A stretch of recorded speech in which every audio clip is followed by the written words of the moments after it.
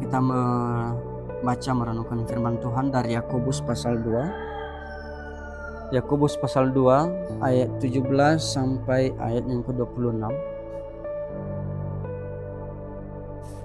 Yakobus 2 ayat 17 sampai ayat yang ke-26. Saya membacakannya kepada kita, saudara-saudari sekalian, mendengar dan merenungkannya. Yakobus pasal 2 ayat 17 sampai 26 begini firman Tuhan di bawah satu perkop, iman tanpa perbuatan pada hakikatnya adalah mati.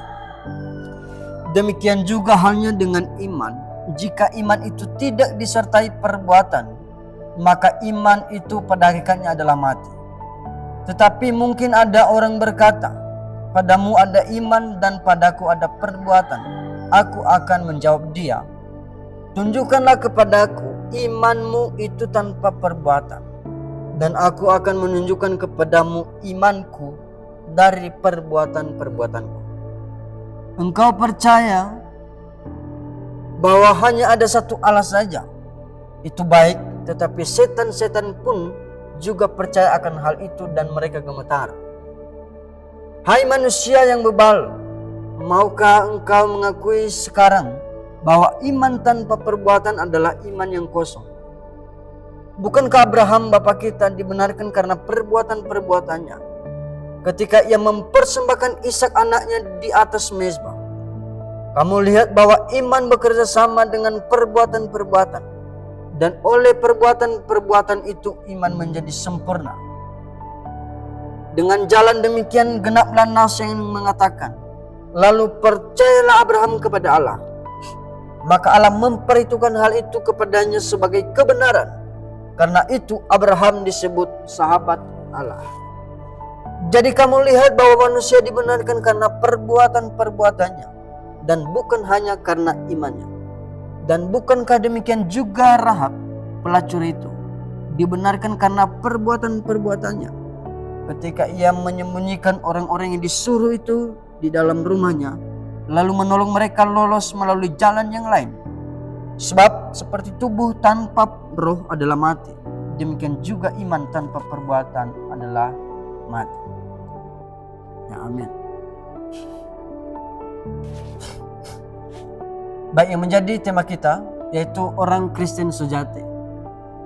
Apa yang dimaksud dengan orang Kristen yang sejati? Yaitu kita memang orang Kristen pada saat ini. Dalam KTP kita ditulis sebagai orang Kristen, status kita sebagai orang Kristen. Tetapi ada yang namanya orang Kristen sejati dan ada yang namanya orang Kristen yang hanya KTP saja atau hanya lambang saja. Tidak ditunjukkan atau tidak kelihatan bahwa orang itu adalah orang Kristen. Kenapa? Karena orang Kristen yang sejati memiliki iman dan serta memiliki perbuatan yang baik. Oleh karena imannya kepada Tuhan Yesus Kristus, maka imannya itu menghasilkan buah yang baik. Sehingga melalui perbuatan-perbuatan itu, maka disebutlah dia sebagai orang Kristen yang sejati. Saya sudah menyinggung dan sudah menjelaskan di ibadah yang lalu bahwa ada orang yang menganggap bahwa sudah cukup imanku, saya tidak peduli tentang perbuatanku. Jadi dia menganggap bahwa dia sudah beriman, sementara imannya itu, buah imannya itu tidak terlihat kepada orang lain. Jadi banyak orang Kristen yang seperti itu, ibu dan saudara-saudari sekalian. Tetapi kita pada saat ini merenungkan dan diingatkan kembali supaya kita menjadi orang Kristen yang sejati. Bukan hanya lambang saja, bukan hanya nama saja sebagai orang Kristen, tetapi sungguh-sungguh menghidupi kekristenan itu. Jadi orang Kristen yang sejati juga yaitu orang yang mengikut Yesus Kristus atau beriman kepada Tuhan Yesus serta memperlihatkan perbuatan-perbuatan yang baik yang menjadi berkat bagi orang lain. Jadi itulah kekristenan yang sejati. Nah, Bapak Ibu yang ibu dan saudara-saudari sekalian, di ayat ke-17 tadi dikatakan, demikian juga halnya dengan iman, jika iman itu tidak disertai perbuatan, maka iman itu pada hakikatnya adalah mati. Nah, orang-orang yang tidak menghidupi perbuatan-perbuatan yang baik, yang tidak memiliki hidup benar, maka itu omong kosong semuanya. Sekalipun ia berkata bahwa aku beriman, itu hanya pengakuannya saja, tetapi belum tentu Tuhan mengakui dia bahwa dia adalah orang yang percaya, orang yang beriman. Jadi iman adalah keyakinan, kesetiaan, ketaatan dan ketergantungan kepada Yesus untuk keselamatan. Jadi iman yang sejati itu membuat kita setia kepada yang kita imani. Iman yang sejati itu membuat kita taat terhadap yang kita imani. Siapa yang kita imani? Apakah kita mengimani kekuatan kita sendiri? Tetapi di sini diingatkan kepada kita bahwa kita beriman kepada Tuhan Yesus Kristus. Jadi ketika kita beriman kepada Yesus Kristus, maka otomatis juga kita setia dan taat kepada Tuhan Yesus Kristus. Apa yang diperintahkan oleh Tuhan, maka kita harus setia untuk melakukannya. Apa yang diperintahkan oleh Tuhan Yesus Kristus yang sudah diwahyukan di dalam Alkitab, maka kita harus menaatinya. Ini termasuk juga dalam beribadah. Tuhan telah memberikan perintah supaya setiap umat Allah datang beribadah kepada Tuhan dengan segenap hati. Maka kita sebagai orang yang beriman, yang mengakui bahwa kita umat Kristus, maka kita harus setia dan taat melakukannya. Sebab jikalau kita tidak setia dan taat, maka itu semua omong kosong. Sekalipun engkau berkata bahwa saya sebagai orang Kristen, pada hakikatnya iman itu mati, tidak ada gunanya. Mati dalam artian di sini adalah orang yang sudah mati tidak ngapain-ngapain lagi, tidak bisa membuat apa-apa. Begitu jugalah kalau iman itu tidak disertai dengan perbuatan, maka pada hakikatnya mati. Tidak ada gunanya kita hidup di dunia ini kalau kita tidak memiliki iman dan kita tidak menjadi berkat bagi orang lain. Seperti di ini nas pemimpin kita tadi, saya bacakan kembali kepada kita. Demikianlah hendaknya terangmu bercahaya di depan orang, supaya mereka melihat perbuatanmu yang baik dan memuliakan Bapamu yang di surga. Nah, apakah kita sudah menjadi berkat? Apakah terang kita itu sudah bercahaya di depan orang? Apakah di tempat kita bekerja, kemanapun kita pergi, kemanapun kita berada, apakah kita sudah menjadi berkat bagi sesama kita atau belum? Apakah kita sudah menjadi teladan bagi orang lain apa belum? Apakah justru kita menjadi batu sandungan bagi orang lain? Itu yang diingatkan kepada kita, supaya kekristenan kita saat ini bukan hanya kekristenan yang abal-abal, yang hanya lambang dan simbol saja, tetapi harus menjadi Kristen yang sejati. Menerangi orang lain, menjadi berkat bagi orang lain, menjadi teladan bagi orang lain. Supaya apa? Supaya Tuhan kita, supaya Bapa yang di surga dimuliakan oleh karena perbuatan-perbuatan kita. Jadi kita merenungkan ini, saudara-saudara sekalian, supaya kita berhati-hati dalam menjalani hari-hari kita. Dan kita terus mengingat bahwa saya harus menjadi berkat. saya mengajak kita untuk mengatakan dalam hati kita, dalam pribadi kita, engkau mengatakan, saya harus menjadi berkat. Aku harus menjadi terang bagi sesama. Itu adalah kekristenan yang sejati. Dan itu adalah iman yang sesungguhnya. Bukan hanya iman umum-umum kosong saja.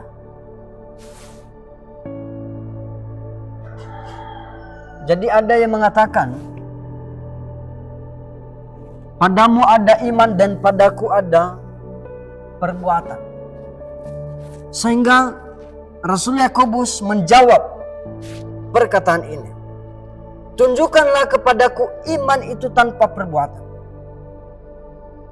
Dan aku akan menunjukkan kepadamu imanku dari perbuatan-perbuatanku. Coba sekarang perhatikan, atau seolah-olah sedang berbicara kepada sesama, katakan, tunjukkanlah kepadaku imanmu itu tanpa perbuatan. Apakah iman yang sungguh-sungguh tidak menghasilkan perbuatan yang baik? Apakah iman yang sungguh-sungguh justru menjadi batu sandungan bagi orang lain? Tentu tidak. Tetapi iman yang sungguh-sungguh, iman yang sejati, menghasilkan perbuatan-perbuatan yang baik, menghasilkan hidup yang baik, hidup yang berkenan kepada Tuhan, hidup yang memuliakan nama Tuhan. Itu iman yang sejati. Jadi tidak mungkin orang berkata, aku sudah memiliki perbuatan yang baik, oleh sebab itu saya beriman. Bukan seperti itu. Tetapi saya sudah memiliki iman, maka dengan iman saya itu orang lain dapat melihatnya.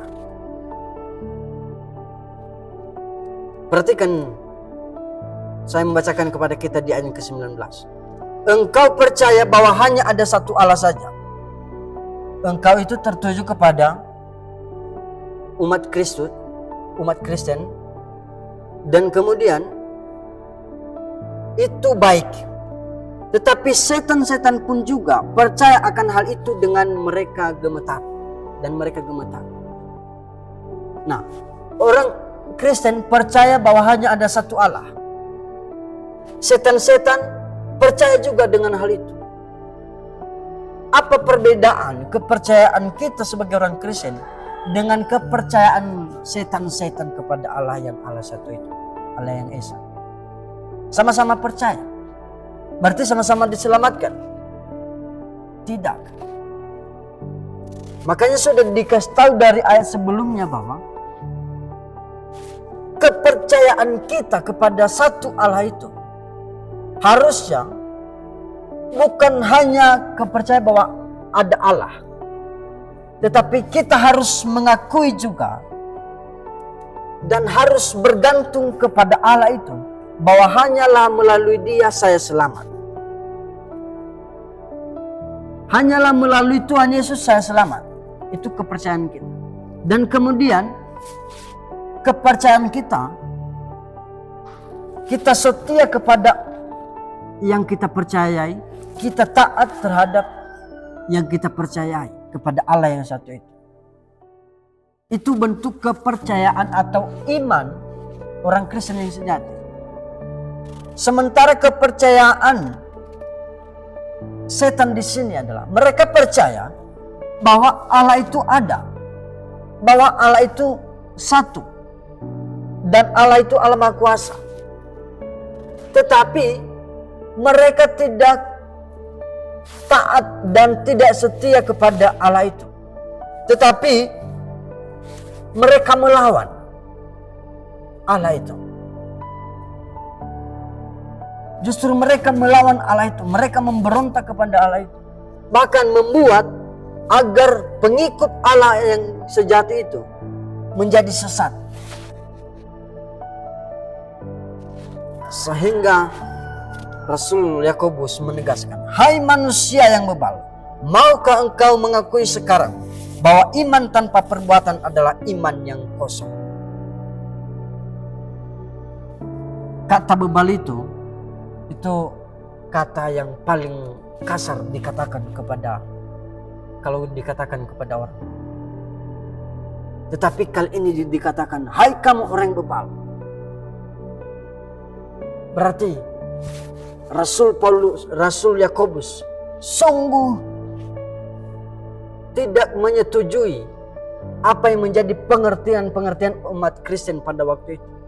Karena mereka menganggap bahwa mereka sudah beriman, sementara perbuatan-perbuatan mereka sangat menjijikan. Perbuatan dan perilaku mereka tidak menjadi berkat dan tidak menjadi terang bagi orang lain. Sehingga Yakobus mengatakan, hai kamu orang yang bebal. Bukan hanya dengan pengakuan saja bahwa engkau adalah orang beriman, orang Kristen, tetapi harus engkau juga menunjukkan perbuatan yang baik. Jadi mari kita merenungkan dalam kehidupan kita pribadi lepas pribadi. Apakah kita sudah menjadi berkat selama ini? Dan jikalau belum, maka mari kita memperbaharui diri kita untuk ke depan. Masih panjang waktu. Mari kita memperbaharui segala perbuatan dan tingkah laku kita. Segala perkataan yang keluar dari mulut kita. Hendaknya semuanya itu menjadi berkat, menjadi teladan bagi sama kita, sehingga Tuhan kita dimuliakan. Jadi Bapak Ibu yang terkasih, apa yang menjadi tugas dan tanggung jawab sebagai orang Kristen? Yaitu terus setia dan selalu rindu akan kebenaran firman Tuhan, agar iman kita semakin tumbuh. Karena melalui pendengaran firman Tuhan, maka iman semakin bertumbuh. Dan kemudian kita harus menghasilkan buah yang baik. Perbuatan yang baik, maka itu berkenan kepada Tuhan. Melalui perbuatan-perbuatan kita, maka Tuhan membenarkan kita. Seperti Abraham dan dikatakan di sini tadi bahwa Rahab juga, mereka mengalami pembenaran oleh karena perbuatan-perbuatan mereka. Apa perbuatan Abraham? Oleh karena dia percaya kepada Allah, maka apa yang diperintahkan Allah kepadanya, ia harus melakukannya. Sehingga ia mau mempersembahkan anak yang tunggal itu, yaitu Ishak. Itu bentuk ketaatan dan kesetiaan Abraham. Dan bentuk perbuatan-perbuatan Rahab, ketika ia mendengar bahwa Tuhan telah memberikan perintah kepada umatnya untuk mengintai suatu bangsa, tetapi orang-orang itu akan dibunuh. Sehingga ketika Rahab mendengar hal itu, maka ia menyembunyikan orang yang mengintai bangsa itu, sehingga orang itu terselamatkan. Sehingga melalui perbuatan itu, maka Tuhan membenarkan Rahab. Jadi iman disertai dengan perbuatan-perbuatan.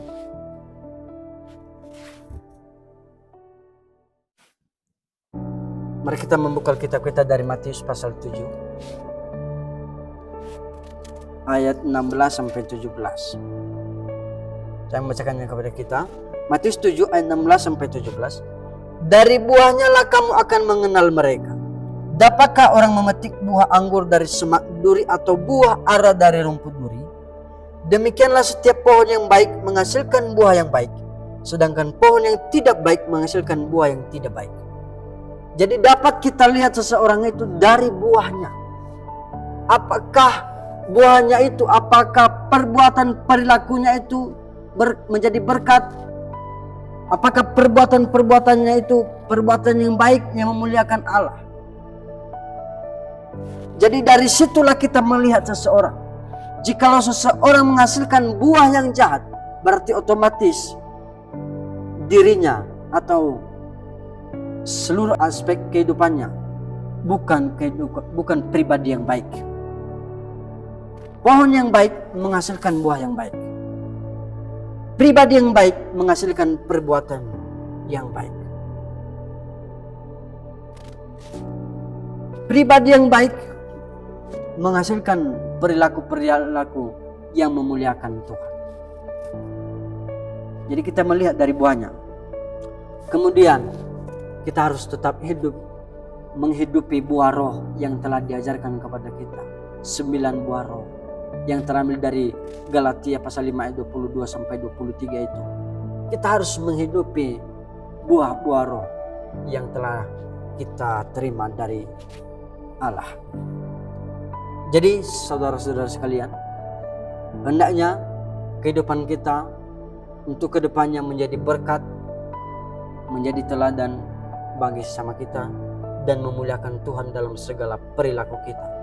Kemanapun kita berada, kemanapun kita pergi, kita harus menjadi berkat.